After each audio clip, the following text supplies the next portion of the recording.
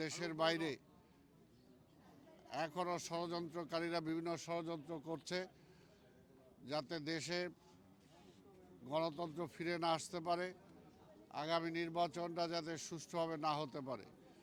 তো সেই কারণে আপনারা যেভাবে মাঠে ছিলেন, এখনও আমাদের নেতা দেশনায়ক তারেক রহমানের নেতৃত্বে আগামী নির্বাচনে যাতে আমরা জয়লাভ করতে পারি, সেটার জন্য আপনারা বিভিন্ন জেলা উপজেলায় ইউনিয়নে আপনারা ছড়িয়ে পড়বেন এবং সেখানে জনগণকে বোঝাতে হবে যে আজকের এই অবস্থায় বিএনপিকে তারা কেন ভোট দিবে, বিএনপির সাথে অন্যান্য দলগুলোর পার্থক্যটা কি, বিএনপিকে যদি ভোট দেয় তাহলে জনগণের কি লাভ হবে, এই বিষয়গুলো আপনাদেরকে বোঝাতে হবে।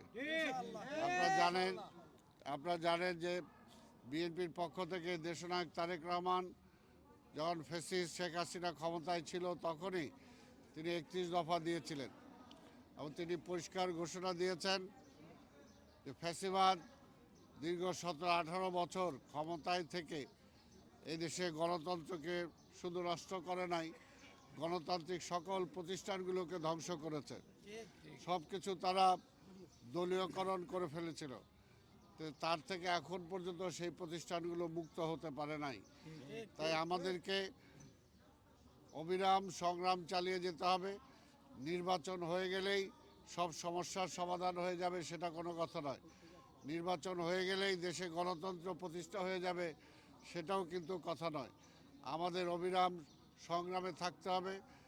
যে উদ্দেশ্য নিয়ে শহীদ রাষ্ট্রপতি জিয়া রহমান এই দেশে বিএনপি প্রতিষ্ঠা করেছিলেন, যে উদ্দেশ্য নিয়ে এই দেশের মানুষ শহীদ রাষ্ট্রপতি জিয়া রহমানের হাতে ক্ষমতা অর্পণ করেছিলেন, আজও ঠিক একই উদ্দেশ্য নিয়ে এই দেশের কোটি কোটি মানুষ আজকে আমাদের দেশনায়ক তারেক রহমানের দিকে তাকিয়ে আছে।